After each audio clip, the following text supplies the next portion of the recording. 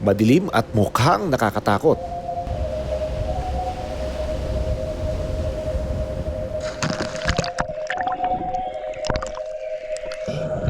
Kapag sinisid ang dagat sa gabi,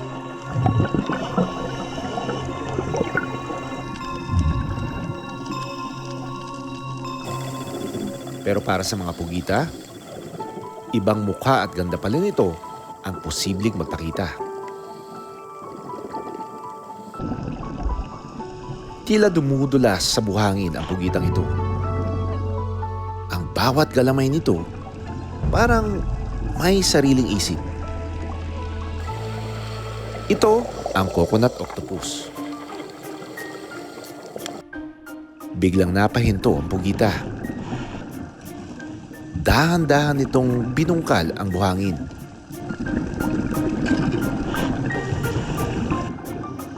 At nang iangat nito ang kanyang mga galamay,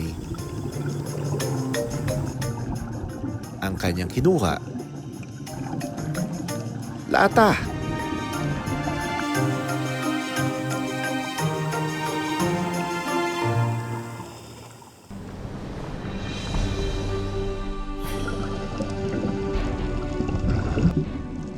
Sa araw, makulay ang lamang dagat sa Mabini, Batangas. Pagpatak ng dilim,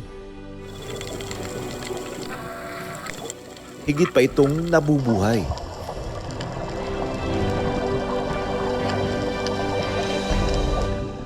Isa na rito ang coconut octopus. Excited ako ngayong gabi kasi magna-night dive tayo dito sa Anilao. Huling time ko na nag-night dive dito was 6 years ago. And now, since ang target natin ay mga octopus, they're more active at night. Every time na magdo-document ng octopus, lagi ako na-excite because it's always, it's really fun to see them and observe them because they're highly intelligent creatures.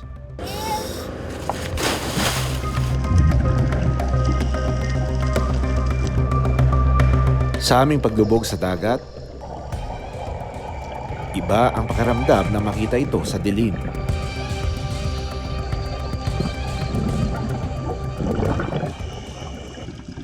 Sumalubong kaagad sa amin ang iba't ibang mga kakaibang nilalang na mas aktibo sa dagat tuwing gabi. May pares ng hairy frogfish na tila hindi mapaghiwalay.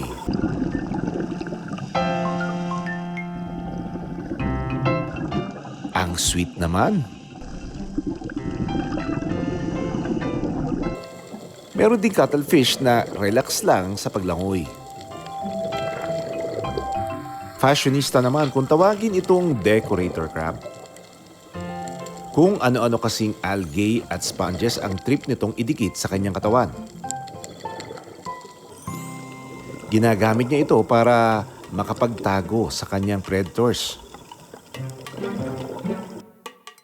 Parang may sariling bubong naman ang sponge crab na ito. Dahil sa pagtubo ng puting sponge sa kanyang likuran. Paldo rin ang carrier crab sa dalawang jellyfish na sipit-sipit nito.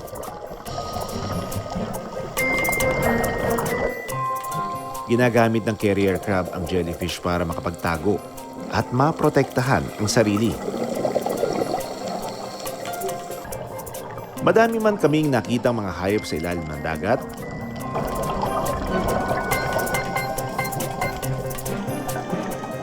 nasaan na kaya ang hinahanap naming coconut octopus?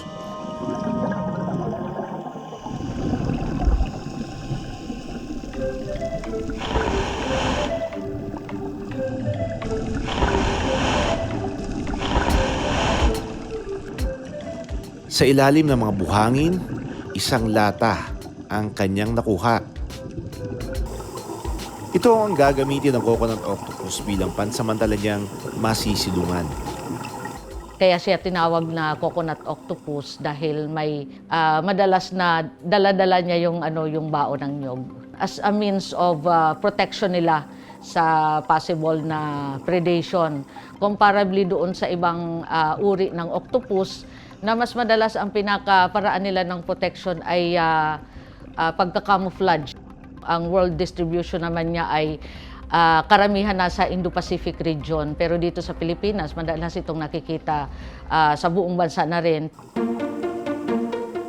Hindi pa man nagtatagal, binuhat ng pugita ang lata. Saka lumakad palayo.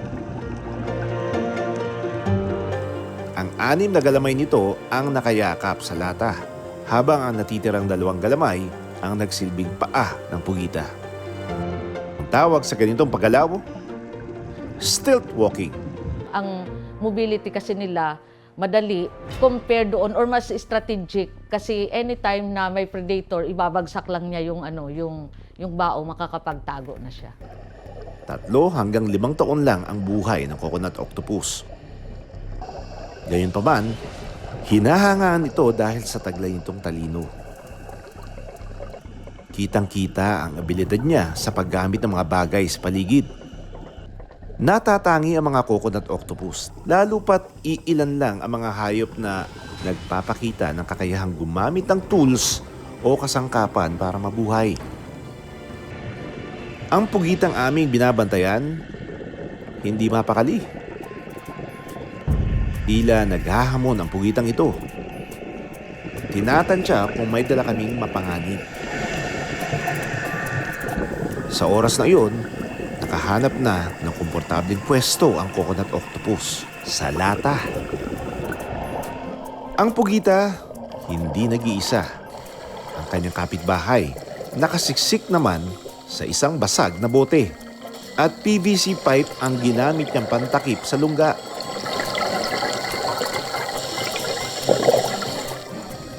Puting tasa naman ang naging taguan ng isa pang coconut octopus.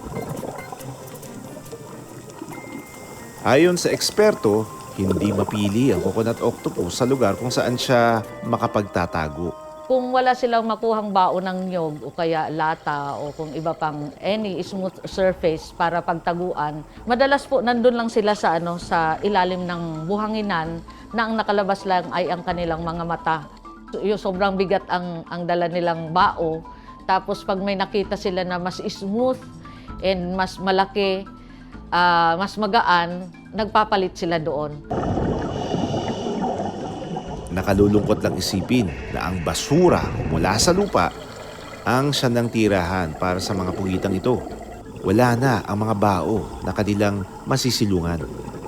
Just only shows na mataas na yung yung anthropogenic effect or yung indiscriminate siguro na pagtatapon natin ng solid waste sa karagatan na nakakaapekto somehow doon sa mga yamang dagat. Nakamamanghaman silang panoorin, hindi basura ang dapat nakakasama sa dagat ng mga pugita. Iba yung buhay ng dagat kapag kinuha naman siya sa umaga. Iba rin talaga yung sa gabi. For me, if you're gonna ask me, hindi makumpara eh. Parang it's not apples to apples. Pero ang ganda na talagang appreciate, makita natin yung mga creatures that are alive at night and are active at night as well. It will give you a different perspective. Lalo na yung mga octopus. Maraming salamat sa panonood ng Born to be Wild. Para sa iba pang kwento tungkol sa ating kalikasan, mag-subscribe na sa GMA Public Affairs YouTube channel.